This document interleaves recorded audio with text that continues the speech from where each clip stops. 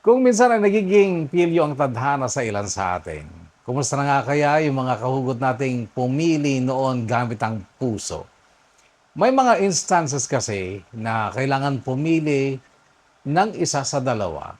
Sa isa, kailangan mong gamitin ang iyong puso, sa isa naman kailangan mong gamitin ang iyong utak. So shout out sa mga pumili gamit ang kanilang puso. Kumusta na? Lumalamig daw ang pag-ibig. So paglaon ay mararamdaman yung bigat ng buhay dahil ang pinili mo ay ginamitan mo ng puso at hindi ng utak. Kwento ni Gary ay may ganitong tema pa rin naman kahit papano. At inyo pong pakinggan at ito ang tampok natin ngayon dito sa DKB. Dear Kuya Bono ng Bono's Love Tube, kahugot mo sa bawat kwento. Dear Kuya Bono, ito ang story ko. DKB.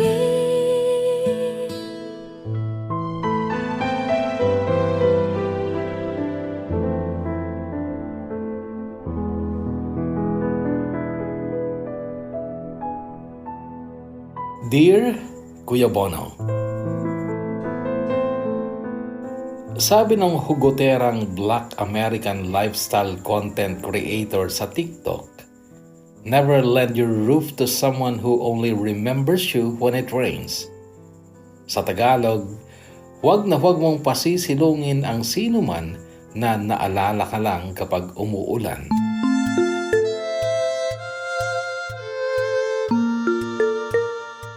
Ang interpretation dyan ay huwag kang tutulong sa mga taong naalala ka lang kapag naghihirap sila. Hindi ko gusto ang content creator na yun kasi para sa akin hindi applicable ang pananaw niya sa nakararaming Pilipino. Siya kasi mapaghigante, makasarili, perfectionist sa ugali ng tao. Nagko-comment ako sa mga videos niya, binabash ko siya, pero hindi ako naka-follow sa kanya, kaya lang dahil sa mga comments ko ay automatic pa lang sinasuggest ng TikTok sa akin ang mga videos niya kahit hindi niya ako follower. Recently, blinak ko na lang siya kasi bad vibes na ang dating niya sa akin. Anyway, dun sa proverb na yon na huwag mong pasisilungin ang sino mang naaalala ka lang kapag umuulan, yan ay hindi ko sinunod.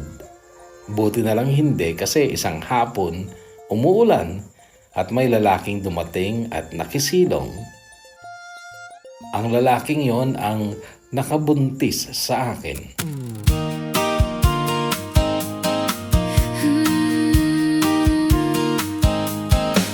Ang ulan, simbolo ng kalungkutan. Kulog at kidlat, galit at poot naman. At bagyo, unos na yan sa buhay. Pakatatag ka na o mamamatay. Ikaw ay hangin, air at wind. Ikaw ay hangin, air, wind. Ako sana'y di lilisanin, manatili ka sa akin. Hangin, ulan ay biyaya sa aking pananaw, lalo na kung may araw at umuulan. Ramdam kong may hiwaga na magaganap. Ikaw ay hangin. Magandang oras nga po pala sa lahat. Tawagin mo na lang ako sa aking palayaw na Gary. Actually, marami akong palayaw. Sa bahay, Rita ang tawag sa akin. Sa mga kaibigan ko naman ng high school, Marga. Pero nung ako'y magdalaga at nagkaroon ng mga bagong kaibigan, Gary naman ang tinawag sa akin at sa lahat ng palayaw ko ay ito ang pinakagusto ko, Gary. Bagay kasi sa personality ko. By the way, Margarita nga pala ang tunay kong first name at karamihan ng mga pangalan naming 6 na magkakapatid ay hango sa mga Tagalized telenovela noong 90s. Nagsimula ito sa pangatlong kapatid namin si Kuya Juan Alfonso na pinanganak noong 1994. Sumunod naman bilang pang-apat si Kuya Simeon Arnaldo. Ako naman ang pang-5, Margarita Corazon at bunso naman si Tres Reyes na isinilang noong January 6, 2002. Alam niyo ba sa English ang Tres Reyes?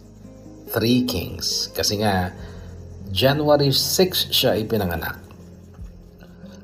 Ang mga pangalan ng dalawang nauna naming kapatid, panganay at pangalawa, sina Ate Nora at Kuya Ferdinand ay halatang kinuha lang sa mga sikat na Pilipino. Paboritong artista ni Mama at idol niyang presidente ang Nora at Ferdinand. Sa aming 4 na sumunod talaga umepekto ang kahibangan ng aming ina noon sa Tinagalog na Spanish telenovela. At natatandaan ko nung elementary ako, may 2 pa kaming aso, sina Marimar at Fulgoso. At ang unang lalaking nagpatibok ng aking puso nung grade 6 na ako ay may palayaw na Ferjo na shortcut ng kanyang pangalang Fernando Jose. Dear Kuya Bono, ito ang story ko. TKB. Ngunit lihim lang ang naramdaman kong paghanga kay Ferjo dahil may iba siyang gusto at maliban sa akin ay marami pang iba ang nagkakagusto sa kanya. Yung iba nga, lantaran pang nagpapakita ng pagkagusto sa kanya kasi gwapo talaga si Ferjo at may kaya pa ang kanyang pamilya. Samantalang ako ay simpleng-simple lang at tinatawag pa nga nila akong tomboy dahil sa itsura, kilos at mga bagay na gusto ko. Pero si Ferjo talaga ang nagpatanto sa akin na babae ako. Hindi ako pusong lalaki, hindi ako tomboy dahil nga sa nagkagusto ako sa kanya. At nagkaroon man ako ng matalik na kaibigang babaeng maganda, si Clarissa, pero hindi naman ako nagkagusto sa kanya. Yung mga interest ko sa mga bagay-bagay na panlalaki ay impluwensya lamang ng mga kapatid kong lalaki. Lumaki kasi akong nakikita ang mga hilig nila, mga ginagawa nila kaya nahawa ako. Si Kuya Ferdinand ay mahilig sa boxing at kalaunan ay naging sundalo. Si Kuya Alfon naman ay mahilig sa mga sasakyan, 4 wheels at motor. Siya din ay nangangarera noon. Si Kuya Simeon ay nahilig naman sa martial arts at kalaunan ay naging pulis. Ang aming bunso ay sa gadgets naman nahilig at wala akong interes sa mga yon. Ang naging hilig ko ay mga hilig na mga kuya ko, boxing, karate at mga sasakyan. Lagi akong nakabantay sa kanila. Ginagaya sila, gustong-gustong matutunan ng lahat ng alam nila. Pag maglalaro sila ng basketball, kasali din ako. Nung malit nga ako, siguro mga 4 or 5 years old, ayon sa kwento ni Mami Deria, kapag daw iihi ako ay nakatayo ako at pinapaarko ko din ang positsit ng ihi ko kagaya ng mga kuya ko.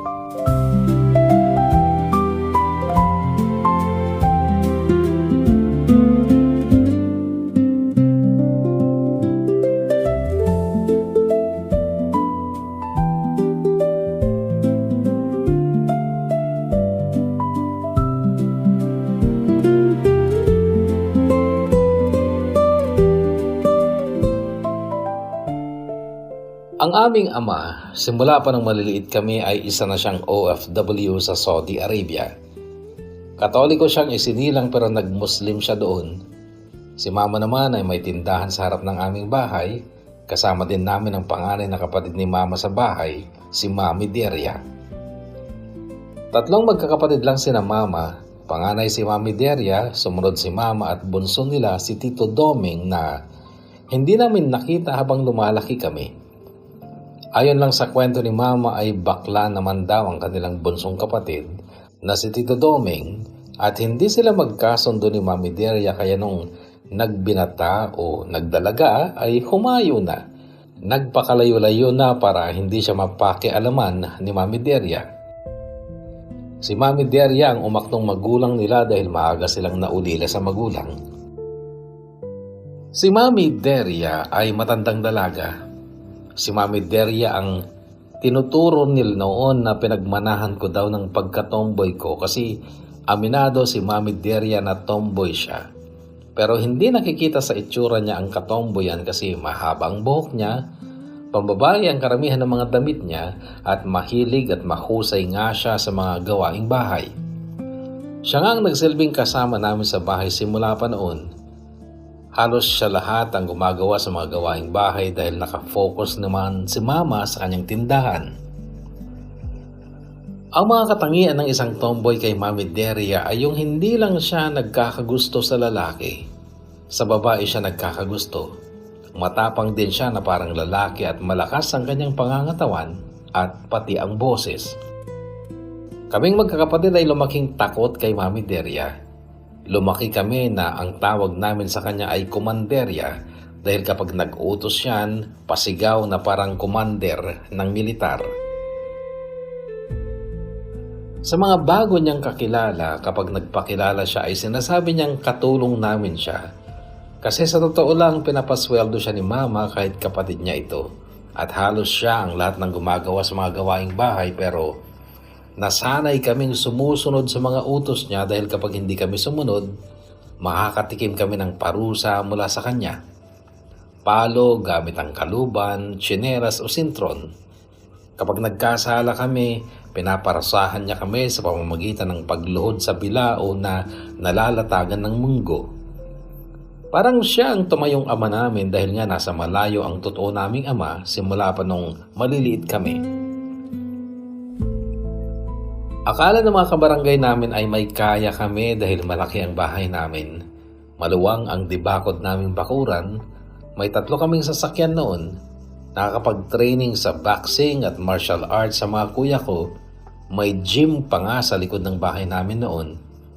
May basketball court na half court. May studio doon ng boxing at karate. At may space din para sa gym equipments. Sunod sa layaw ang mga kuya ko noon kay Papa. Basta para sa ikabubuti nila. Ayaw lang ni Papa ang nagbibisyo at nagbabarkada, lalo naman si Mami Deria. Kami noon, pagsampa ng 12 anyos, dapat marunong ka na maglaba ng damit mo. Kaya kaming magkakapatid hanggat nagdalagat magbinata kami, kanya-kanyang laba kami ng mga damit namin, kanya-kanya ding linis ng mga kwarto namin, at napaparusahan ni Mami Deria ang madumi at makalat ang kanyang silid.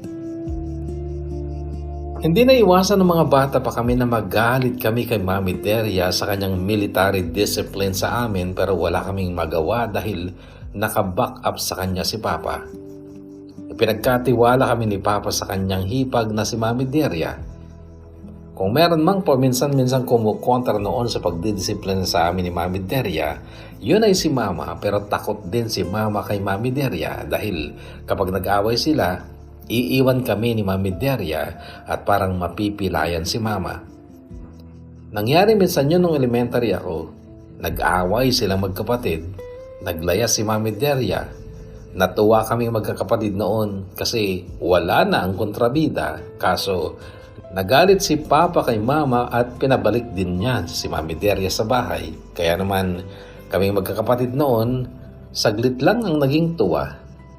Nung bumalik si Komanderya, balik din kami sa dating gawi.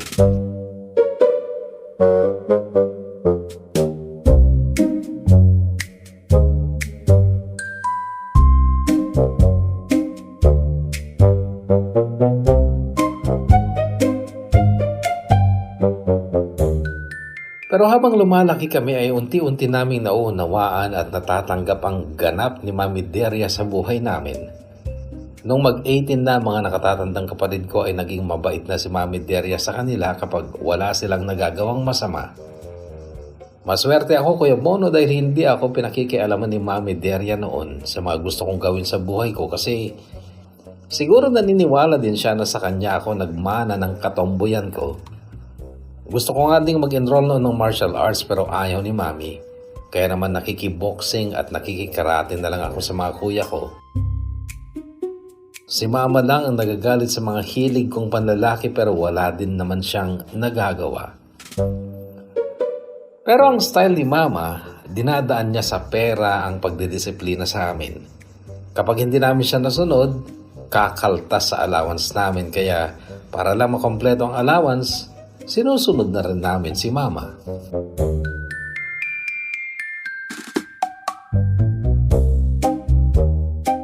At yun nga, bigla na lang ako nagka-crush kay Ferjo mula nung araw na manghiram siya sa akin ng eraser. Well, hindi ako ang una niyang nilapitan para manghiram ng eraser. 3 babae pa sa row sa unahan ang nilapitan niya, kaya lang wala silang dalang eraser. Hanggang sa nakarating siya sa best friend kong si Clarissa, nakatabi ko lang. Eto si Rita, may eraser. Sabi ni Clarissa. Noon ay tumingin sa mukha ko si Ferjo. Nagkatutok ang mga mata namin at parang noon ko lang natitigan talaga ang gwapo niyang mukha. Ngumiti pa nga kasi siya na parang sinadyang gawing nangungusap ang mga mata niya. Gary, pwede manghiram ng eraser? Hindi ako sumagot. Hindi rin ako ngumiti. Basta inilabas ko lang mula sa bag ko ang eraser at inabot ko sa kanya. Ang eraser na yun ay galing sa pinsan kong engineering student. Kulay puti siya na malapad at mahaba. At nung maibigay ko nga ang eraser na yun kay Ferjo ay bumalik na siya sa kanyang upuan. Ang gwapo no? Bulong sa akin ni Clarissa. Hindi ko rin sinagot si Clarissa kahit nasang-ayon ako sa sinabi niya. Kinahaponan noon isinolo ni Ferjo ang eraser ko. Muli, nagpakita siya ng nakakakilig ng ngiti at naramdaman ko ang kilig na yon pero hindi ako ngumiti at hindi man lang din ako sumagot sa thank you niya. Pero mula nung araw na yon ay lagi na siyang nakangiti sa akin kapag nakakasalubong ko siya pero ganun pa rin ako. Hindi ako nag-smile back hanggang sa mag-graduate na kami ng elementary.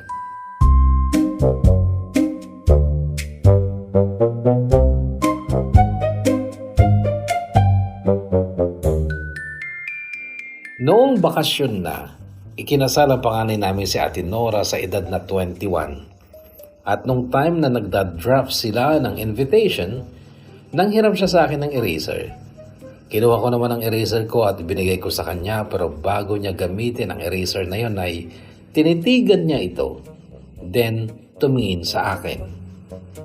Sinong Ferjo to? Tanong niya. Nagtaka ako at napatitig ako sa eraser ko. May nakasulat pala at hindi ko lang napansin dati. Binasa ni Ate Nora ng malakas ang nakasulat sa eraser. I love you, Rita. Love, Ferjo.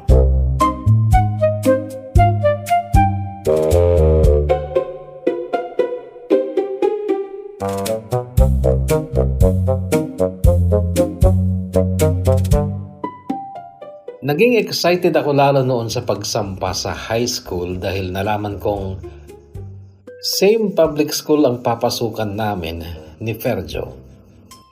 Medyo malaki ang high school na yon at maraming estudyante, maraming magaganda at maraming pogi kaya naman hindi na ako napansin ni Ferjo. I mean, naisip ko na baka ligawan niya ako kapag high school na kami pero hindi naman niya ginawa dahil nga marami siyang options. Pero kapag nagkakasalubong kami, bumabati siya. At least, kung minsan na hindi man iimik ay nakangiti at kikindat. Nagkaroon na rin ako ng ibang crush noon pero nanatiling sikreto ang mga yon dahil pansin kong hindi ang tipo ko ang gustuhin ng mga boys. Second year high school ako, gusto ko nang baguhin ang sarili ko para may magkagusto na rin sa akin. Akala kasi talaga nila ay tomboy ako dahil nga sa mga kilos at pagdadala ko. Third year high school ako, nasali ako sa intrams. Boxing for girls ang sinalihan ko. Mga tomboy ang nakalaban ko at syempre champion ako. Lalo pa silang nakumbinsi noon na tomboy ako pero in fairness, medyo sumikat ako sa school noon dahil sa pagkakasungkit ko nga ng gold medal para sa boxing women's division. Nung fourth year na ako ay hindi na ako sumali sa boxing kasi ayaw ni mama. Pinilit niya akong magpakababae na at sinabi pa niyang payag na siyang magka-boyfriend ako sa huling taon ko sa high school. Gusto ko rin sa totoo lang at sana si Jimwell ang maging boyfriend ko, kaso hanggang nagtapos kami ng high school ay friends lang kami ni Jimwell. Classmate ko siya ng 4th year kami at naging close kami. Hindi siya nanligaw ng kahit sino at inaabangan ko noon na baka magtatapat siya ng feelings niya sa akin. Kaso hanggang sa nagtapos kami ay nanatili kaming friends. Tuloy ay masasabi kong dry na dry ang high school life story ko at wala akong choice kundi utuin ang sarili ko ng salitang bawi na lang sa college. At sa college, kumuha ako ng kursong BSBA, Bachelor of Science in Business Administration. Pero ang BSBA ay binigyan ko rin ng meaning na babaeng sarili ang binibaby always. BSBA. Sa madaling salita, zero love life din ako sa college.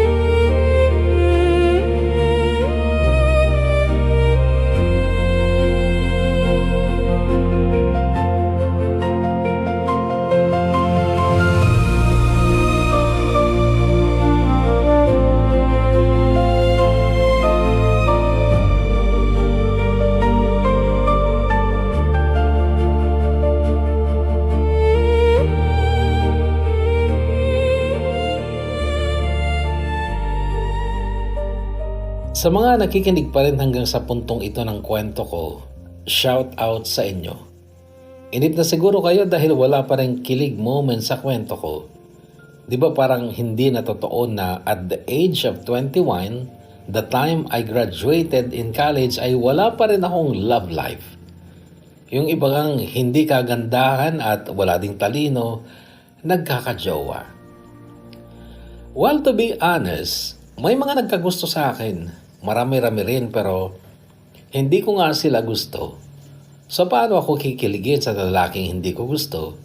Tapos yung mga nagustuhan ko naman, hindi naman ako ginusto. Yes, mas lalong convinced ako noon na hindi talaga ako tomboy, kaya lang medyo kumontra yung idea na bakit ayokong magpaligaw sa hindi ko gusto. Sabi ni Mama, hindi daw niya gusto ang mga naging boyfriends niya noon, including Papa. Hindi niya gusto noon pero pinayagan niyang manligaw and eventually ay nagustuhan na rin niya mga ito, even Papa. Nakalaunan nga ay kinabaliwan pa niya. The problem with me was ayokong magsayang ng oras sa isang tao na ayoko talagang makasama.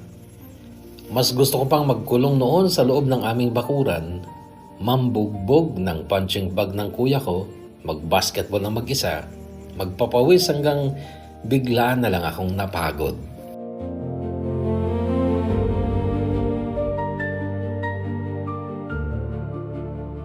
May mga dahilan. Una siguro ay dahil wala akong love life. Pangalawa, boring ang trabaho ko. Pangatlo, naging mahigpit sina Mama at Papa sa akin. Kung kailan ako tumanda tsaka naman sila naging sobrang protective sa akin. Gustong gusto kong bumili nun ng motor. Ayaw nila. Porke kasi namatay sa aksidente ang inaanak nila sa binyag. Nagko-commute ako. Jeep or bus wala sa amin sa Tayabas to Lucena kung saan ako nagtrabaho. Trabahong noon pa lang ay kinaburingan ko na. Nagsisi ako sa kursong tinapos ko. Sa isip ko noon, sana nag-criminology na lang ako. I was bored hanggang sa naisipan ko na lang maghanap ng paglilibangan at napagpasyahan ko mag-aral na lang ng magluto sa tulong siyempre ni Mami Deria. And eventually ay nakahiligan ko na nga ang magluto at ang kauna-unahang pumuri sa galing kong magluto ay si Tito Doming na nakita ko in person for the first time noong ako ay 26 years old na.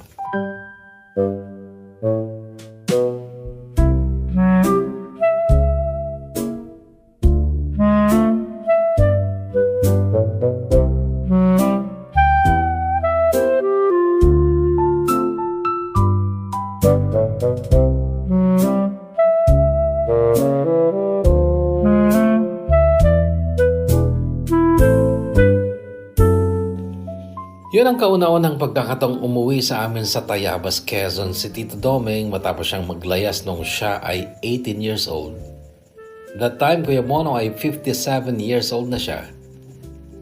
Pero kaya pala siya umuwi dahil broken-hearted siya sa pag-ibig sa isang lalaking matagal daw niyang nakarelasyon pero nag-asawa na ng babae at siya ay iniwang nag-iisa. Sabi ko noon kay Tito Doming, "Tito, totoo bang masakit?"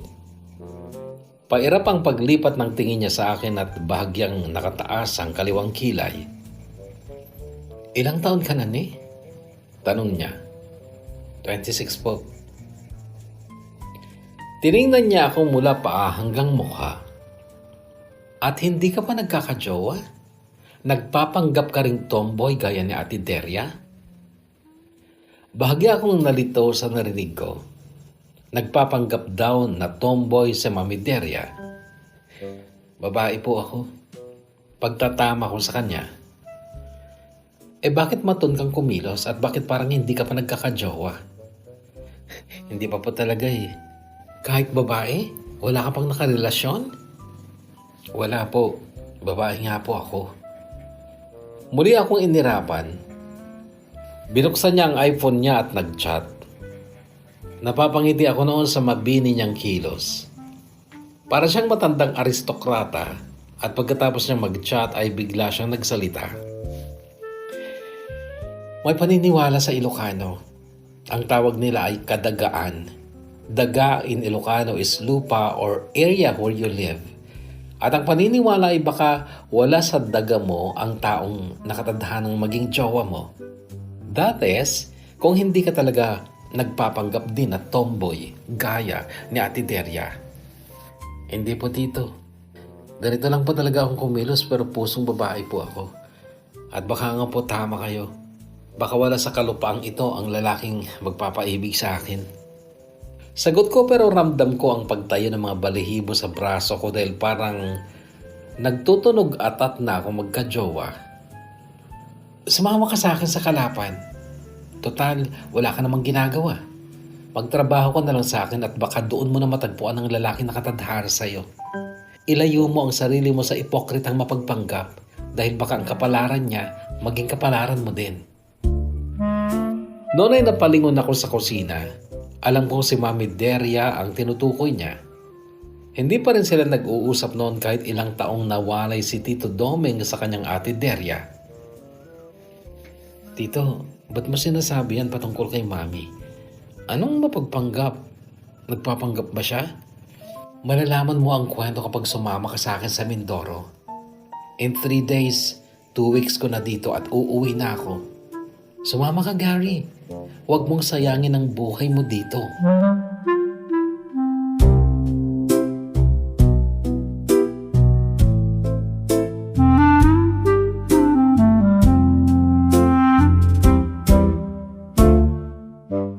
Sumama nga ako kay Tito Doming kahit hindi lubos ang pahintulot ni na Mama at Mami Deria sa akin pero full permission naman ang ibinigay ni Papa.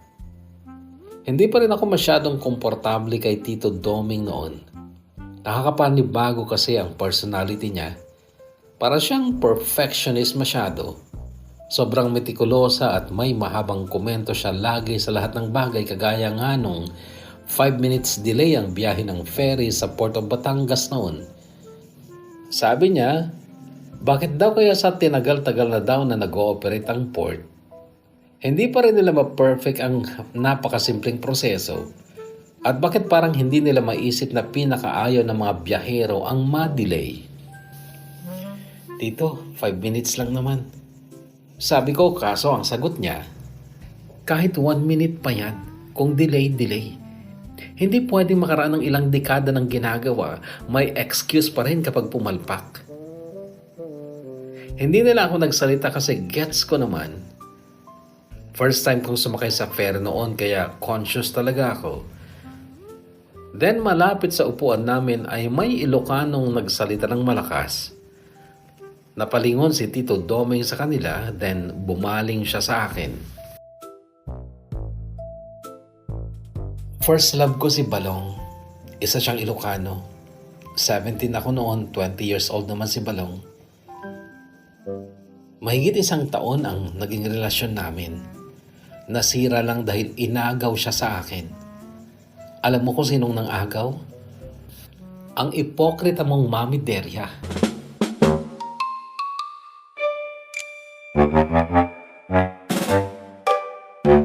Nagulat ako sa narinig kong yun. Totoo, Tito? Nagka-boyfriend si Mami? Tumikwas ang ulo niya sa pag-irap sa hangin. Ipokrita siya. Pero bakit hindi siya nakapag-asawa? Tanong ko pa. Minahal din niya si Balong. Kaibig-ibig naman kasi si Balong. Kaso, naagaw din sa kanya at hindi niya natanggap. Mula nung iwanan siya ni Balong, hindi na siya nagmahal ulit. At nagpanggap na nga siyang tomboy.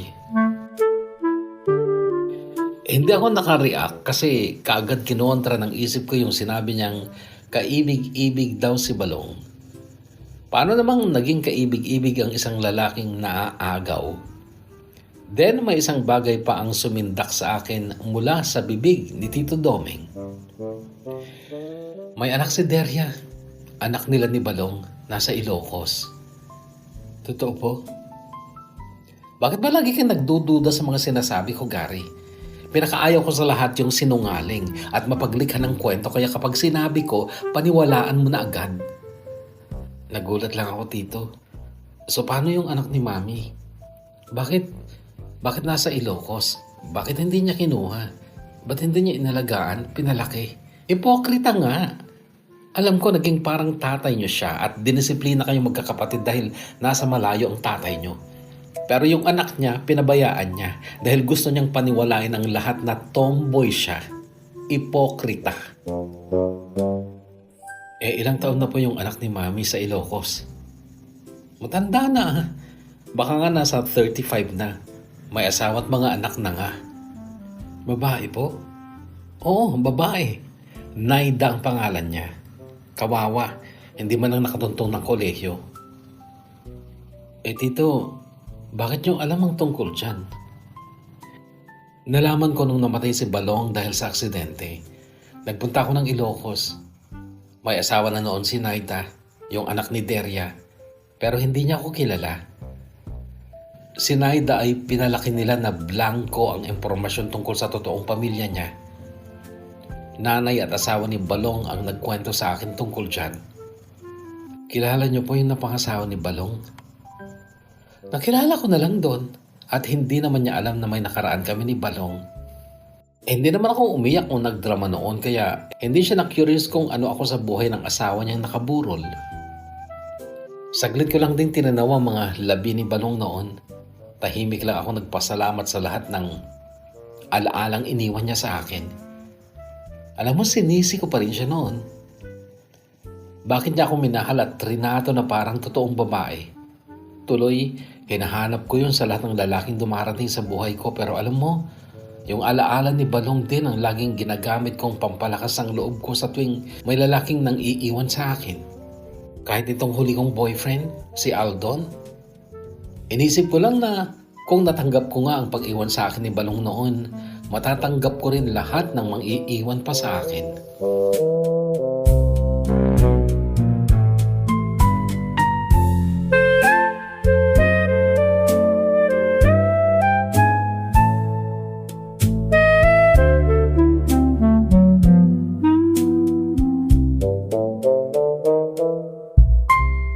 ferry na sinakyan namin ay dumaong sa Sabang Ferry Terminal sa Puerto Galera. At sa Puerto Galera ay naghihintay na ang van ni Tito Domeng na minanoyho ni Mang Juan, isa sa mga tauhan ni Tito Domeng. Masayaing tao si Mang Juan, Ma'am ang tawag niya kay Tito, or Tita D. Sa ferry pa lang noon ay binili na ako ni Tito Domeng na pagdating namin ng Mindoro, Tita D na ang itatawag ko sa kanya dahil yun daw ang tawag sa kanya ng karamihan. At sa office ay Ma'am D naman ang tawag sa kanya. In fairness, mas mukha talagang babae si Tito Domeng kesa kay Mami Deria, lalo na sa kilos at pananamit. Makaraan ng 1 oras mula Puerto Galera ay nakarating na kami sa compound ni Ma'am D. Mayroon itong mataas na bakod, may guardhouse at syempre gwardya na nagbukas ng malaking gate. Sa tabi ng malaking gate ay may magandang building na 2 palapag. Pagpasok ng gate ay side ng magandang building ang makikita, then basketball court na may bubong na karugtong din ng bubong ng bodega ang mabubungaran. Sa kaliwang bahagi naman ay parang apartment sa kaliwa. Yon ang staff house. Tirahan ng mga tauhan niya sa kanyang mga negosyong kinabibilangan ng restaurant, catering service, light and sound, salon and spa at tindahan ng mga kasangkapang galing ng China at Japan.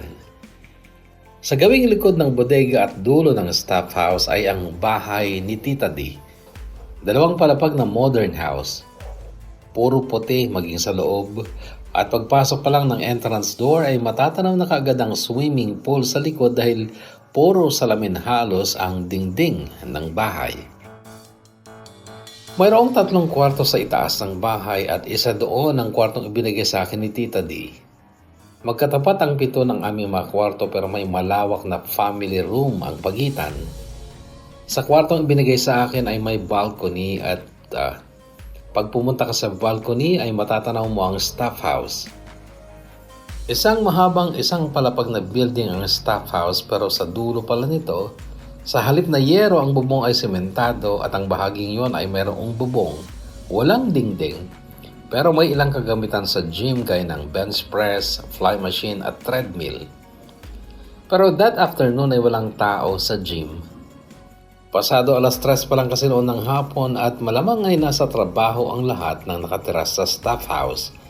Maliban lang sa iilan kong nakitang naglalaba sa malawak na laundry area sa likod ng staff house. Marahil ay naka-day off ang mga yon. Hindi ko inasahan na ganon kayaman si Tita D. At alam ko maging si Mama at Mami Deria ay hindi alam ang tungkol sa estado ng buhay ng kapatid nilang Becky. At noon kaagad akong napaisip kung sino ang magmamana ng mga kabuhayan ni Tita D. Siyempre, agad ko rin naisip na baka ako. At baka kaya niya ako isinama upang masimulan ng ma-orient sa kanyang mga negosyo.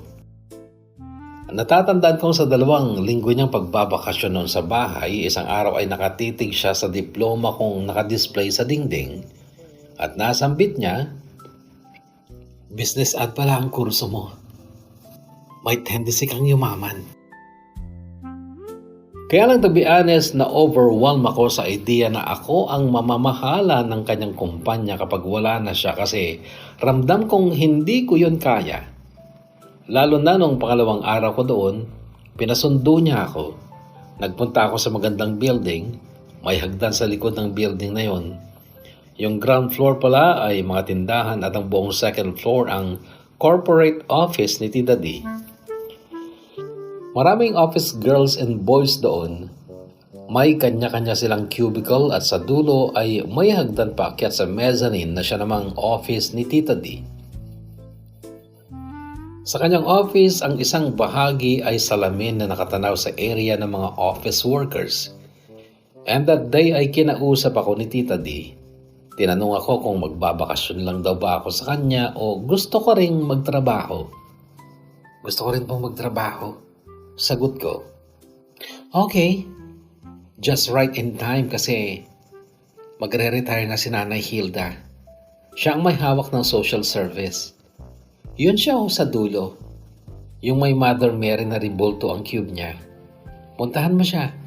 Nabanggit na kita sa kanya. Nanay Hilda ang tawag sa kanya ng lahat dito kasi siya ang pinaka-senior.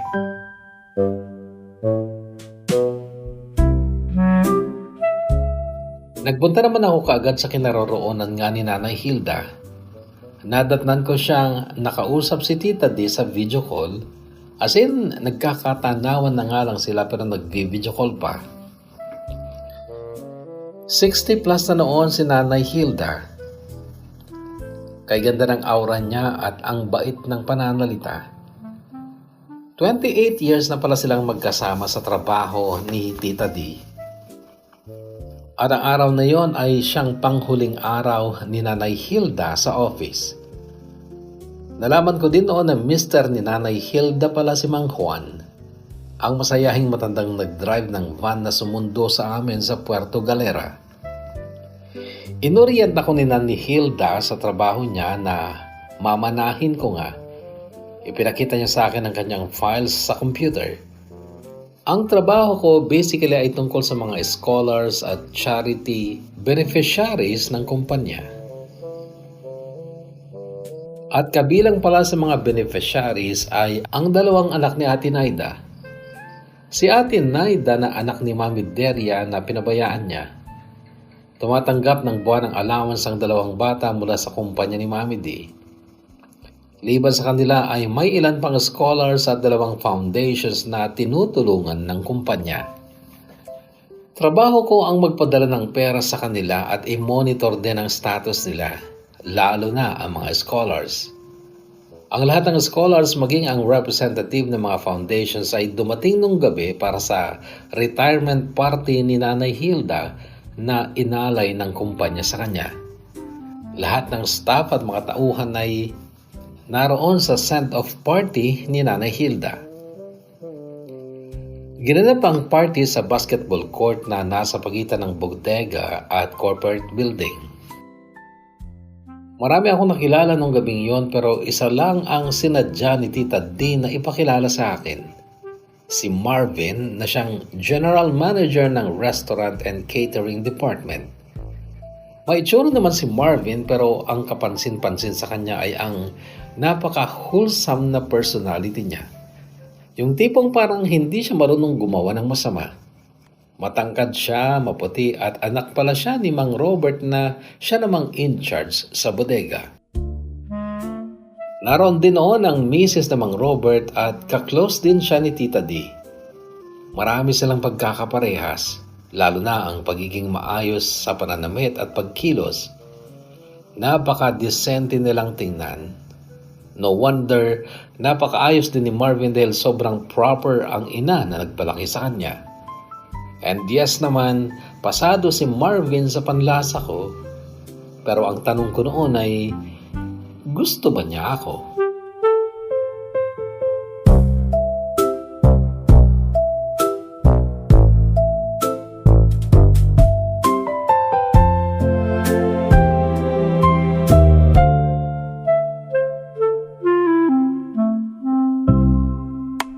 The following morning sa breakfast table namin ni Tita D, si Marvin ang topic namin.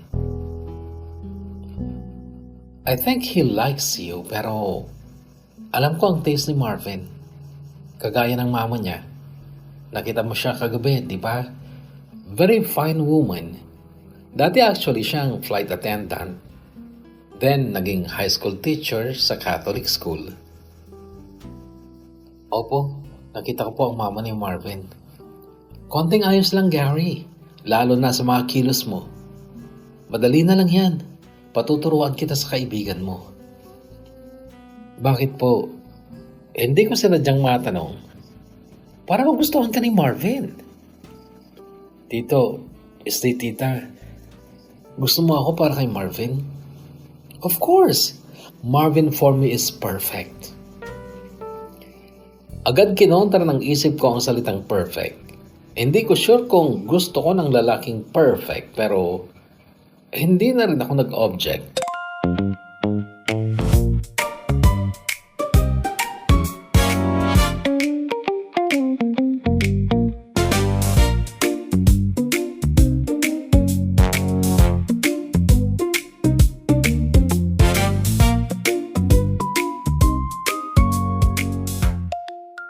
Sa office ng umaga, nakatanggap ako ng tawag sa cellphone ng department ko. Nasa table lang cellphone na yon, hotline yon para sa mga scholars at beneficiaries namin. Si Nanay Hilda ang tumawag, nakikisuyo. May binder kasi ako dyan sa pinakailalim na drawer. Nakalimutan kong kunin. Pupunta yung anak ko dyan kaso hanggang gate lang siya. Pasuyo naman, Gary. Pakidala na lang sa gate mamayang 9 a.m. please. Pagsapit nga ng alas 9 ng umaga ay lumabas ako ng gate. Dala ang binder ni Nanay Hilda at pagbukas ng guard ng gate, isang lalaki nakasando ng puti at naka-jersey shorts ang tumambad sa harapan ko.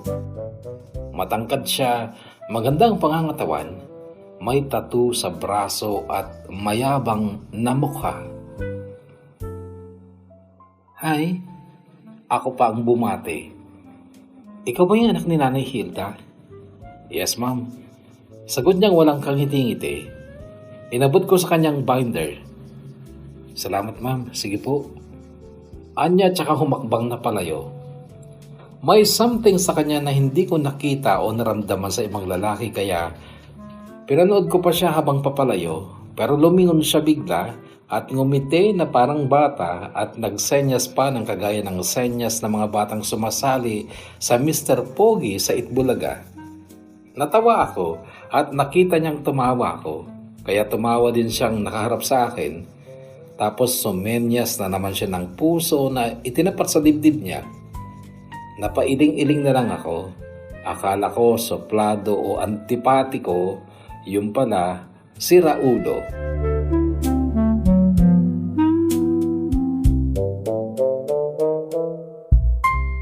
Baka iniisip nyo na si Erwin ang nakatuluyan ko. Siya yung kumuha ng binder ni Nanay Hilda kasi Nanay Hilda ang tawag ko sa nanay niya. Hindi po ganon. Talagang Nanay Hilda ang tawag sa kanya ng lahat sa buong bakuran ng compound. Pati nga si Tita D na ilang taon lang na mas bata kay Nanay Hilda ay Nanay Hilda ang tawag niya. Pero that morning pa rin, around 9:20 a.m., nagring ang cellphone ng office. Sinagot ko. Hi ma'am, ako yung pogi kanina na kumuha ng binder ni Nanay Hilda. May nakalimutan po kasi ako. Ano yung nakalimutan mo? Tanong ko. Nakalimutan ko pong tanongin ang pangalan mo. Style mo. Pwede mo namang tanongin kay Nanay Hilda. O baka nga naitanong mo na. Pero ako gusto kong malaman ang pangalan mo. Sabi ko na nga eh. Anong sabi ko na nga eh? Tanong ko pero narinig ko na ang boses ni Nanay Hilda. Erwin, huwag mong istorbohin si Gary. Nasa trabaho siya. Ayun, Gary pala ang pangalan mo ha. Nice to meet you, Gary. Bye.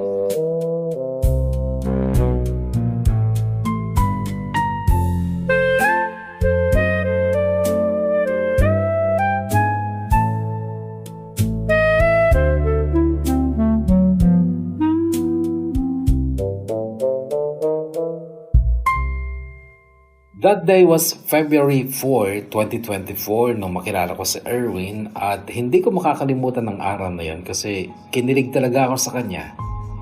Yes, first time na mangyari sa akin ang makilig ng ganong since nagdalaga ako. Komedyante siya. Hindi nakapagtataka dahil tatay nga niya si Mang Juan na kaagad kong nakagaan ng loob nung unang kita ko pa lang sa kanya nung sunduin niya kami sa Puerto Galera. Masayahin si Mang Juan at manakanaka nga noon ay nagjo-joke siya kay Tita D. Fourth day ko sa kumpanya ni Tita D, nagkaroon kami ng pictorials. 7 kaming bago na sumalang sa pictorials na yon na para lang dapat sa aming company ID. Iba kasi ang company ID namin doon, style ATM siya na half body ang picture. Kaya lang biglang naisipan ng photographer na kunin ako at ang dalawang babae at isang lalaking gwapo na gawing model para sa salon and spa at sa restaurant business ni Tita D. So binihisan kami, iba't ibang damit, make-up, pose, ganyan. Then sinabi ni Tita D na gamitin ko ang mga pictures ko sa aking Facebook account kasi nakita niya ang profile picture ko na Nanununtok ng punching bag sa gym na mga kuya ko. At matagal na ang profile picture na yon.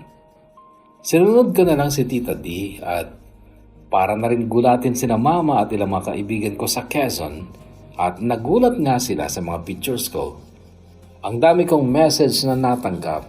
Ang ganda mo, nagpakababae ka na talaga, bagay sa'yo, keep it up, magkakajowa ka na niyan. Mga ganong messages. Then biglang may nag-message request. Long time no see, Margarita. Pa-confirm naman ang friend request ko. Ang gwapo ng binatang pinagmulan ng message na yon. Gwapo na siya ng elementary kami pero mas gumwapo pa si Ferjo.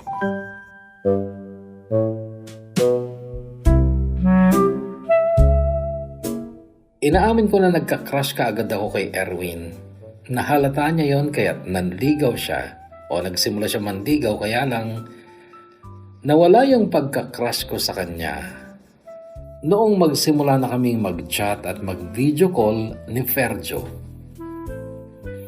Nakakatawa kasi na after so many years ay nasa akin pa rin pala yung lihim na pag-ibig ko sa kanya na nakalimutan ko lang pero bigla ding nabuhay. And yes, 1 week lang halos ang pandidigaw niya sa messenger, sinagot ko siya. Kaya lang, hindi pa kami umaabot ng 1 buwan at hindi pa rin kami nagkakasama man lang sa personal. Nasa Tayabas siya noon, nakabakasyon kasi isa siyang OFW sa Dubai. Ay nalaman kong may girlfriend pala siya. Bigla na lang itong nag-chat sa akin ng ganito. Te, may girlfriend na si Fernando Jose. Ako. Hindi ko sinasabing iwasan mo siya dahil sa akin. Sinasabi ko lang kasi baka hindi mo alam na may girlfriend na siya. Te ang tawag sa akin kaya't na-curious akong tingnan ng mga pictures niya and yes, mas bata nga siya sa akin. Nasaktan ako sa pagsisinungaling ni Ferjo kaya minessage ko siya at hindi ko nagustuhan ang sagot niya. Siya lang naman ang nag-effort na maging kami. Ang totoo, hindi ko siya mahal. Ikaw ang mahal ko, Gary. Natigilan ako. Lumuluha ako nung replyan ko siya ng ganito. Mahal din kita, Ferjo, pero mali ito. Hindi ko maipaliwanag kung paanong mali. Nararamdaman ko lang. Nagigilty ako. Mag-break na lang tayo. Huwag, Gary. Maniwala ka sa akin. Baliwala kay Maricar kung hiwalayan ko siya. Alam naman kasi niyang hindi ko siya mahal eh. Mali pa rin, Ferjo. First boyfriend kita, ever. Pero hindi ko alam na ganyang klaseng lalaki ka pala. Pumapatol sa babae na hindi mo mahal. Akala ko, mas okay ka kesa dyan. I'm sorry. Nawalan ako ng gana sa'yo. Break na tayo. Ano ka ba, bata? Ba't naglalaro ka pa? Puso ng dalaga ang nilalaro mo ha. Ang tagal kiting gusto, siya lang kaya tinago. Ngayon ay nalaman ko, isa ka palang gago. Oy sir, I deserve better. Mahal kita but I'll make it clear. Love is sacred, it's not a game. Grow up, you little jerk. Sa totoo lang, hindi ko pinag-isipan ang mga sinabi kong yun kay Ferjo. Kusa na lang dumaloy sa utak ko at pinagtatype naman ng mga daliri ko. Pero pinanindigan ko pa rin. Kahit na masakit sa akin. Napansin pa rin ni Tita D na malungkot ako at nahalata niya ang mga mata ko sa umaga. Parang namumugto daw. Nagkwento na ako sa kanya ng totoong pinagdadaanan ko at yun, nag-set up siya ng date namin ni Marvin. Si Marvin ang general manager ng restaurant and catering business. Anak siya ni Mang Robert na warehouse manager naman ng kumpanya. Ang date namin yun ni Marvin ay nangyari ng Sunday morning, April 14, 2024. Wala daw kaming dapat dalhin dahil si Mang Juan ang maghahanda ng lahat, pati pagkain namin. Maglilibot daw kami sa Puerto Galera, manananghalian sa beach, Kami lang dalawa at si Mang Juan ay kasama namin pero hindi siya lalapit sa amin ni Marvin para hindi kami maistorbo. Si Marvin ay nakatira sa staff house. May sarili siyang kwarto doon pero hindi ko siya nakikita doon kasi gabi na siyang umuuwi. Ang pamilya niya ay nakatira naman sa bayan ng Pola, isang bayan din ng Oriental Mindoro. Malayo yon sa Kalapan kaya pinili niyang tumira na lang sa staff house. Noong sumapit ang Sunday morning, sinundo ako ni Marvin sa bahay ni Tita D. Dati ko nang kasama si Tita D sa maluwang na salas bago pa dumating si Marvin. Napaka-formal nilang magbatian. Puting-puti si Marvin ng umagang yon, puting polo na may konting print, puting shorts na listonado, at nakasandals lang siya ng leather. Tamang paggala sa beach ang kanyang attire. Ako naman ay naka-tropical dress na floral. Pinili yun ni Tita D para sa akin. Meron yun katernong straw hat at malaking shades.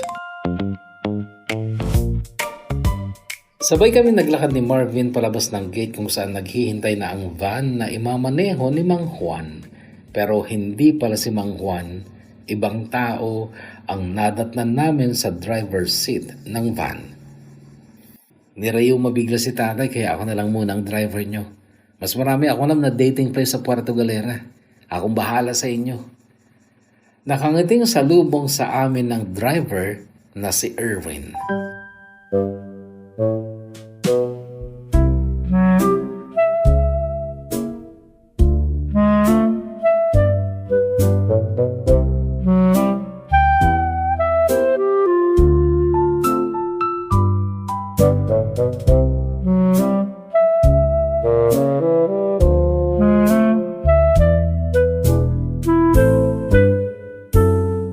Yes, si Erwin, na-crush ko ulit noon matapos akong makipag-break ng agaw ng attention ko sa kanya noon.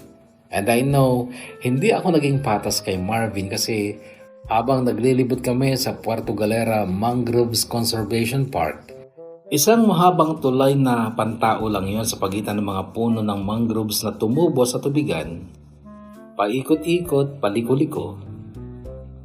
Wish ko, sana si Erwin ang kasama ko.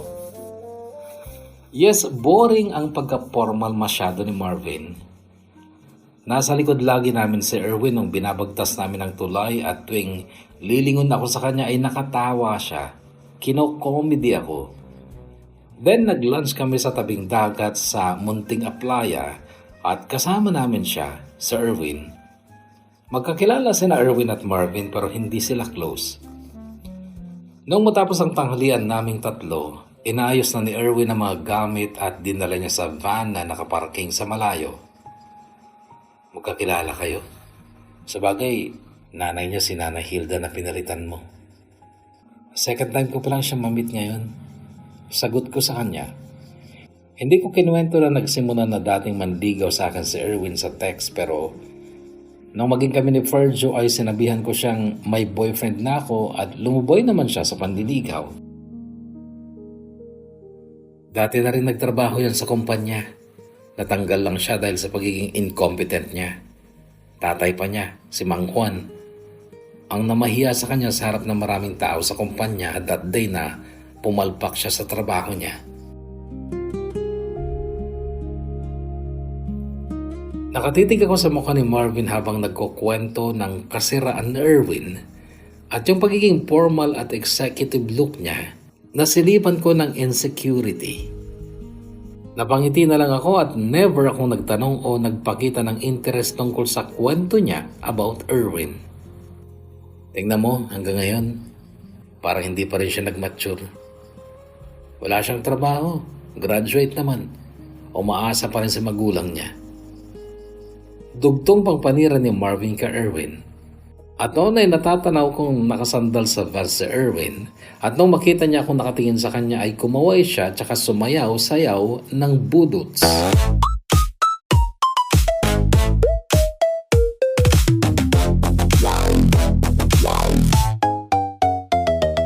Bago mag alas 4 ng hapon that day ay bumalik na kami ng Kalapan. Nagpasalamat ako kay Marvin. Taus-puso at sinserong pasasalamat yon dahil nakilala ko siya. Na-sure ko sa sarili ko na hindi siya ang gusto ko. At ang gusto ko ay ang tambay at umaasa sa magulang na si Erwin. Ako ba nga ang nag-chat sa kanya kinagabihan? Hi. Ganon lang ang chat ko. At ang reply niya, malanobela. O diba? Ang ganda ng lugar naming Oriental Mindoro. Buti naman kung may ganun kayo sa Quezon Province nyo. Sana na-enjoy mo ang tour mo kanina. Alam kong boring yung tour guide mo. Sana ako na lang. Pero mukhang na-enjoy ka naman, di ba? Panay nga ang tingin mo sa driver/alalay eh. Sa bagay, gwapo kasi no? Crush mo ba ulit siya? Pansin ko kasi Gary, in love talaga siya sa'yo eh. Kung hindi ka lang biglang nagka-jowa noon, siguro kayo na ngayon. Pero hindi pa naman huli ang lahat. Patutunayan din niya na kaya niyang tumapat sa tour guide mo. Mag-a-abroad nga siya para kahit papano'y mabago daw ang buhay niya. At kapag nasa abroad na siya, liligawan ka ulit niya.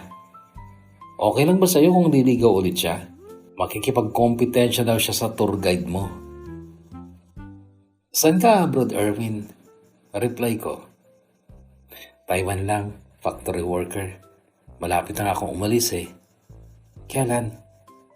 Next week na, kaya liligawan ulit kita pag andun na ako. Pwede ba? Sinasagot na kita, Erwin. Para pag nasa Taiwan ka na, masasabi mo sa mga katrabaho mong babae na may girlfriend ka na. Hindi nga Gary, totoo ba? Seryoso? Tayo na? Ang ulan, simbolo ng kalungkutan. Kulog at kidlat, galit at poot naman. At bagyo, unos na yan sa buhay. Pakatatag ka na o mamamatay. Ikaw ay hangin, air at wind. Ikaw ay hangin, Erwin. Ako sana'y di lilisanin. Manatili ka sa akin, hangin. Ulan ay biyaya sa aking pananaw. Lalo na kung may araw at umuulan. Ramdam kong may hiwaga na magaganap. Ikaw ay hangin. Lunes kinabukasan, pumasok ako ng office pero lumabas ako ng 3:00 ng hapon na walang paalam dahil magkikita kami ni Erwin. Akala ko simpleng magme-merienda lang kami sa labas. Break time din kasi sa office pag 3 p.m. pero paluwas pala siya ng Maynila dahil may dapat siyang permahan sa agency bago mag-flight. Nagkita kami sa Jollibee pero nung ihatid niya na ako sa office, may dala siyang kotse that time na siyang sasakyan niya pa Maynila. Hiniram niya sa tito niya. Bigla niyang hininto at ang tanong niya, samahan mo na lang kaya ako sa Maynila? Sabi niya at ang walang kagatol-gatol kong sagot ay, sige, tara.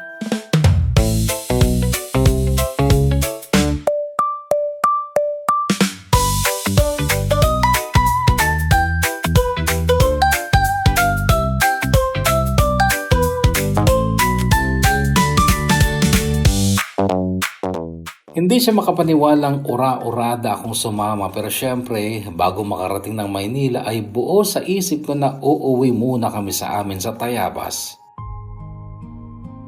Kaya lang iba ang nangyari. Sa Batangas lumiko siya, dinaanan niya ang Lipa at dumiretso ng Talisay sa uncle niya. Doon kami nagpalipas ng gabi sa isang kwarto at oo, noon ko naisuko kay Erwin ang lahat, ang katawan ko, ng kusang loob. Yes, mabilis mga pangyayari. Ang bilis kang nagtiwala sa kanya. Na-pressure kasi ako dahil paalis na nga siya at galit na galit sa akin si Tita D dahil inamin kong sumama ako kay Erwin. Ayaw niya kay Erwin, tamad daw at playboy. Nagkamali daw ako sa desisyon ko at nung gabing yon, inamin sa akin ni Erwin na may ex-girlfriend siyang mahal na mahal pa niya, si Felisa, at siya ang dahilan ng pag-a-abroad niya dahil minamata siya ng pamilya ni Felisa. Nasampal ko ang mukha ni Erwin bago ako nag-walk out. Lumabas ako ng bakuran ng uncle niya, sinundan niya ako at hinatid niya ako sa amin sa Tayabas, Quezon. Nung nasa amin na ako, sa harap ng bahay namin, bago ako bumaba ng kotse niya ay nagmakaawa pa ako, Kuya Bono. Ang sabi ko, baka pwede namang kalimutan mo na lang si Felisa.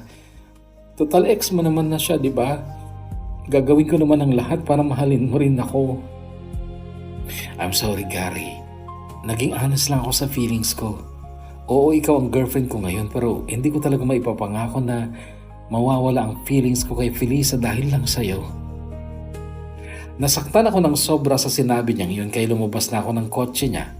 Padabog kong sinara ang pinto ng kotse. Lumabas siya, sinundan ako. Gary, makinig ka naman. Naging honest lang ako. Ayaw mo bang naging honest ako?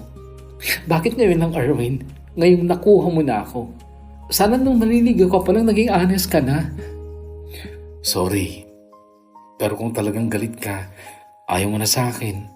At least sabihin mo para magka-closure tayo. Napikon na ako ng tuluyan at sinuntok ko siya sa mukha. Napayuko siya, tinuhod ko ng malakas sa mukha niya hanggang sa bumagsak siya sa kalsada. Nilapitan ko siyang namimilipid. Hawak-hawak niya ang dumudugong ilong at bibig niya. Sorry din, Erwin. Pero pasalamat ka. Yan lang ang ginawa ko sa'yo. Sorry na, tao lang, nagkakamali. Sana sobrang dali ang sambitin nito lagi. Pero kung alam ko lang na tiwala ko'y masasayang, ang ibigin ka't pagkatiwalaan, sana'y iniwasan na lang. Wala daw manloloko kung walang paloloko. Nagtiwala nga kasi, umibig nga kasi. Sorry na, tao lang, tanggap kong tanga lang. Magsisisi na lang at iiwas na lang. Pinadala ni Tita D ang mga gamit ko sa LBC. Dumating sa bahay namin sa Tayabas makaraan ng 2 linggo since umalis ako. Galit siya. Sayang daw ako. Hindi ko daw alam ang mga plano niya para sa akin, para sa amin ni Marvin.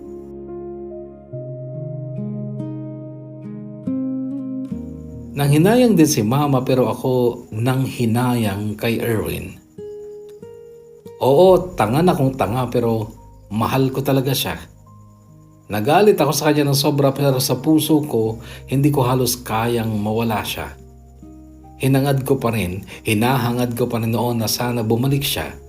Pero tumuloy siya ng Taiwan. Blinak ko na siya sa Facebook noon, dinilit ko lahat ng pictures niya sa phone ko. Kailangan kong tulungan ang sarili kong makalimutan siya.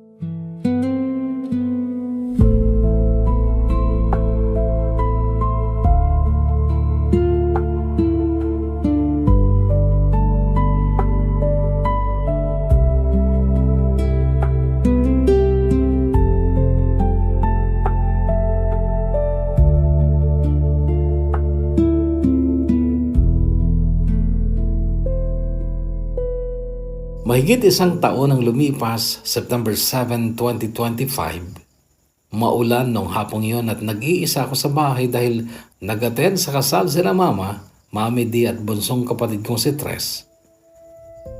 Nang may nag-doorbell, pagbukas ko ng gate, isang lalaking medyo basa sa ulan nang napagbuksan ko. Si Erwin at ang bungad diyang salita ay, "Hi, pwede bang makisilong?"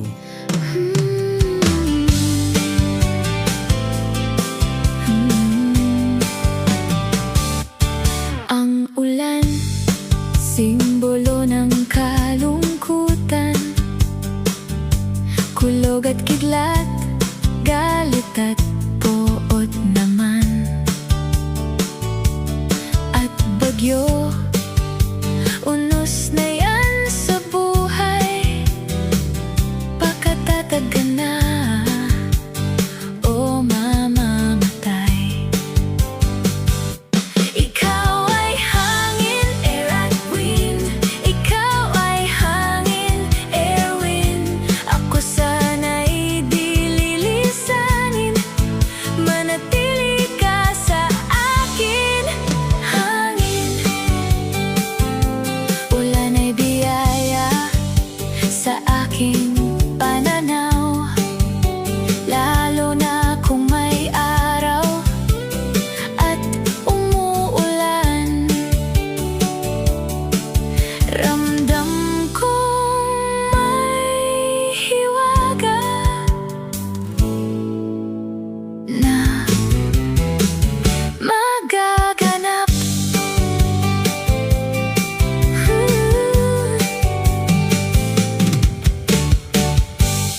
May nangyari sa amin nung hapong yon ni Erwin matapos ko siyang tanggapin ulit dahil nagmakaawa siya. Isang taon lang siya sa Taiwan, nag-breach of contract siya, nag-ipon lang daw siya ng perang pangsimula ng palaisdaan sa Taal Lake, sa Talisay. Doon sa uncle niya na tinalugan namin noon. Yun daw talaga ang gusto niyang gawin, Kuya Bono, ang mag-alaga ng mga tilapia. Sa nagkabalikan nga kami at ako'y nabuntis pero bago pa lumobo ang aking tiyan ay nagpakasal kami ni Erwin. Kabuanan ko sa May this year ng panganganak, Kuya Bono. Dito kami nakatira sa Talisay. Nagtayo kami ng maliit lang na bahay na nakatanaw sa lawa. Simpleng buhay pero masaya naman. Nagtayo ako ng sarili kong sari-sari store dahil upang magkaroon ako ng maraming kaibigan. Hindi ambisyoso ang asawa ko, Kuya Bono. Sapat na sa kanya yung may konti kaming ipon, basta't masaya siya sa ginagawa niya. Pasalamat pa ako dahil wala siyang bisyo, Kuya Bono, kundi basketball lang. Napapainom minsan pero takot siyang malasing. Ako hindi ko masasabing kontento ako sa ganitong buhay namin, lalo na at pagkaka-baby na kami. Nasabi ko na kay Erwin na mag-abroad ako kapag malaki na ang anak namin. Ayaw niya. Ipinipilit ko dahil para yon sa magiging anak namin. Hanggang dito na lang muna, Kuya Bono, at pasensya na kung masyadong napahaba. Gumagalang at nagpapasalamat, Gary. Itinuring mong biyaya pagdating niya sa iyong buhay. Pasasalamat ay walang katapusan. Sa lungkot at sa ligaya, pag-iibigan ay naging ganap. Ngunit pagsubok ay hindi kinaya. Masakit man sa dibdib ang magpaalam, ngunit kailangang tanggapin. Hanggang doon lang, handang umasa sa tunay na nakatadhana.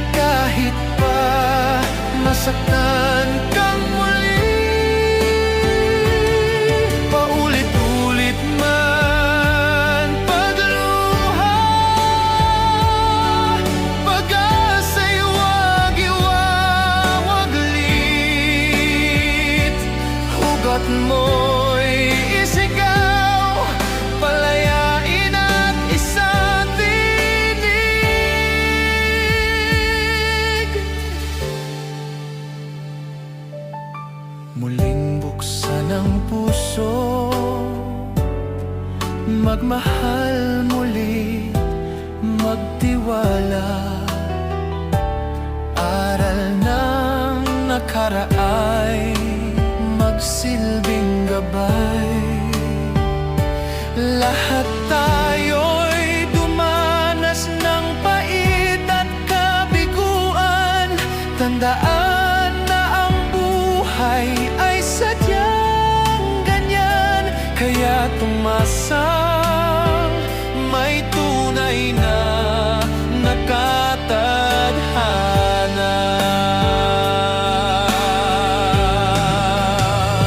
Kahugat, umasang darating ang tunay na pag-ibig. At kahit pa masaktan kang muli, paulit-ulit man pagluha, pag-asa'y wag iwawaglit. Hugot mo'y isigaw, palayain at isatinig. Kalungkutan ay mayroong hangganan, pagdurusa ay may katapusan. Muli kang ngingiti, puso'y magdidiwang. Tadhana ng pag-ibig ay darating, sa'yo ay darating. Kahugat, umasang darating ang tunay na pag-ibig. At kahit pa masaktan kang muli, paulit-ulit man pagluha, pag-asa'y wag iwawaglit. Hugot mo'y isigaw, palayain at isatinig.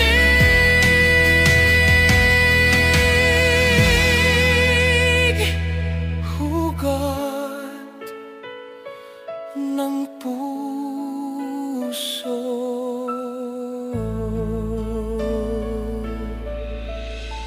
Kahugot na Gary, maraming salamat sa pagbabahagi ng iyong kwento at hayaan mo sanang maging prangka ako. Nararamdaman ko na hindi ka totally masaya ngayon. At nasabi mo kasi na hindi na nga siya papayag na mag-abroad ka pero ipipilit mo pa rin. Ibig sabihin may dyan, may conflict, may pag-aawayan, may misunderstanding na mangyayari. It is because ayaw mo ng simpleng buhay. I mean, hindi ka kontento sa buhay na meron ang iyong asawa. Sana ay hindi totoo yung aming sapantahan na sana si Marvin na lang ang pinili mo kasi alam mo na gusto siya ng tita D mo at ikaw ay prospective na tagapagmana ng kayamanan at negosyo. Di ba nirereto ka na nga ni Tita D doon kay Marvin, hindi ba? So parang pwede nang asahan nyo na 80% o pataas pa na posibleng mapapasa inyo yung mga properties kasi wala namang asawa, walang tagapagmana. So sino pa? Ikaw nga inaya doon, di ba? Inintroduce kanya sa kanyang mundo and ang laki na talaga ng possibility na sana ay mapunta sa inyo yon. Pero syempre, hindi ka namin masisisi sapagkat puso nga ang ginamit mo, hindi ba? Late bloomer ka. Kung minsan, nagiging advantageous yung maagang naglalandi eh. Yung mga 15 anyos, 16 years old. Kasi natututo sila ng maaga.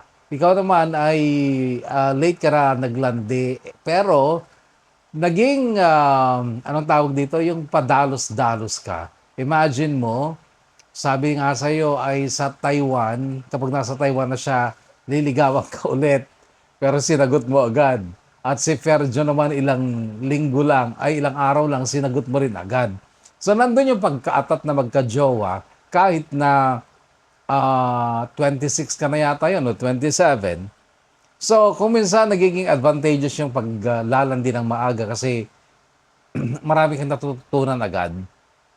At pagdating ng time na kailangan mo nang magpakasal, marami ka nang alam kasi marami ka nang pinagdaanan. Pero of course, hindi ko ini-encourage sa mga kabataan na maglandi ng maaga. No? Kailangan lang talaga ng kontrol ng isip, wag lang puro puso. Anyway, sana matutunan mong makontento at hindi kayo magkaproblema ng mister mo paglaon. Kasi nga, gusto niya ng buhay na simple at ikaw ay hindi. Gusto mong mag-abroad, sinabi sa'yo na ayaw. So may conflict talaga dyan. Ha? Nakikinig-kinita na namin kung anong mangyayari. Baka, o sana hindi, na kapag nasa abroad ka na at siya'y nasasabik ay papatol sa iba. Huwag naman sana. Pero kailangan pag-usapan talaga yan. Well, anyway, maraming salamat ulit for sharing your story, kahugot na Margarita. Thank you so much and God bless you and your family. Ilan sa mga shoutout, Janessa Utilia. Kuya Bono, sana mapapansin mo itong comment ko. Upload mo naman po ulit part 1 ng story nila Lenny at Annie. Thank you po, Lenny at Annie. Hanapan natin yan. Ayun, kanina pa ako nag-aantay, Kuya Bono. Sabi naman ni Premium Mate, si Kimi Ordan pala ito. Thanks, sabi naman ni Zonja Koba. Pa-shoutout, Lynn Tolosa listening here in Hong Kong. Shoutout sa iyo, Lynn Tolosa. Salamat, Kuya Bono. Pa-shoutout po dito sa Tuwaw. Sabi naman ni Charissa Kafugawan. And shoutout, Kuya Bono, from Panacan, Davao City. It's Romeo Burinaga. Sana safe kayo dyan, Romeo Burinaga. Although hindi yata dyan ang sentro sa Davao, somewhere else in Davao region, yung Lindol. Mag-iingat palagi. Pa-shoutout Kuya Bono, Jem Ancheta ng Singapore. Shoutout sa you. And good afternoon, Kuya Bono, at Daman Dinggikon, sabi naman ni Christopher Paraon. Shoutout sa iyo. John Paul Vergara, shoutout po listening from Taoyuan, Taiwan, Leng. And Marnil Fortuno, pa-shoutout po Kuya Bono sa susunod na video. Solid listener from Bicol, Sorsogon since 2015 pa andito ako sa SM Cubao. Nagwo-work habang naka-duty nakikinig sa mga drama mo. Oy, ikaw naman. Marnil Fortuno. Huwag naman drama. Kwento lang. Kwentuhan lang tayo. Pero kung gusto mong magdrama, sige. Magdrama tayo minsan. Ayan, may bago ulit. Yes naman po, shoutout Kuya, always listening here in Madrid, Spain. It's Marceline Tabio. Shoutout sa inyo. Shoutout Kuya Bono, listening here in Quirino. Abo listener mo po kami dito. Cherry Tiburcio, shoutout kanyayo dita. Quirino. Cristel, shoutout to you. Ganun din kay Idilin Tiburcio. Shoutout Kuya Bono sa family ko dyan sa Tiburcio. Ang Tiburcio family, Kanay family sa Bulagao, Tuwao. See you soon. Makakasama ko na rin kayo. I wish you all, sabi ni Edeline Tiburcio. Ana Marie Pineda, shout out to you. Keep safe and healthy also. Ana Marie, shout out ko bono from Quezon Province at sa pamilya ko, sabi naman ni Cheryl Wandazan. Quezon Province, itong dalawang magkasunod na yung kwento natin from Quezon Province, di ba? Yung una, Candelaria, at ito naman ay Tayabas, Quezon. At somewhere else, doon sila nakatira kayo sa tabi ng Lawa ng Taal. Ano na ngayon? Talisay yata. Batangas. Hello kay Bono, pa-shoutout po kay Catapaga Mejia. Salamat po sa bagong kwento. Johandres. Cheryl Wandasan pala ng Quezon Province. Baka ikaw na ang susunod na story sender natin. Kasi nagiging suki natin ng mga taga Quezon. Shout out sa inyo. Diyan sa Quezon. And ito naman mula kay Lina de la Cruz. Shout out kay Bono. Tahimik lang nakikinig sa iyo lagi. Mula noon hanggang ngayon, sa listener mo pa din. Pa-shout out de la Cruz family sa Kawain, Isabela. At pabati pa sa partner. Hi part. Ingat ka palagi dyan sa UK. See you again after 2 years in God's will. May God bless you.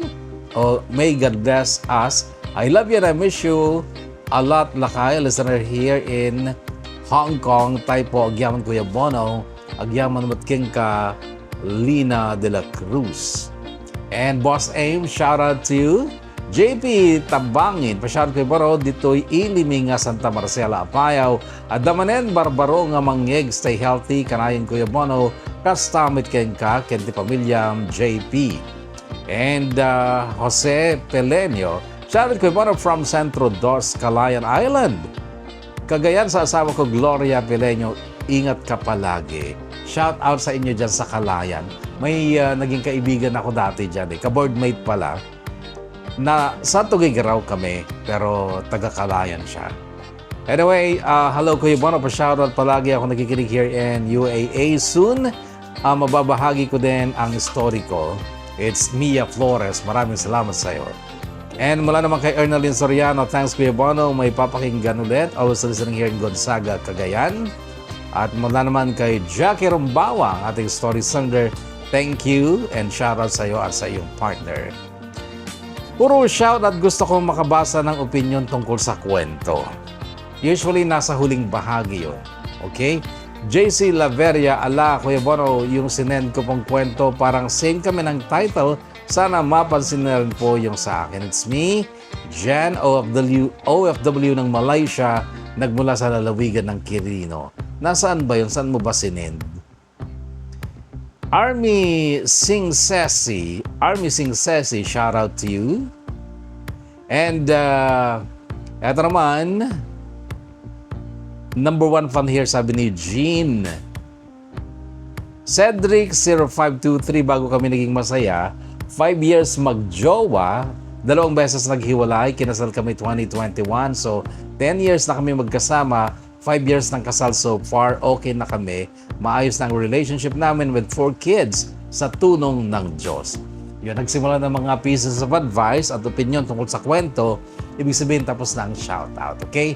So, muli, Gary, maraming salamat for sharing your story at sa inyong lahat, mga kahugot na naglaan muli ng kanilang panahon sa ating programa. Maraming salamat.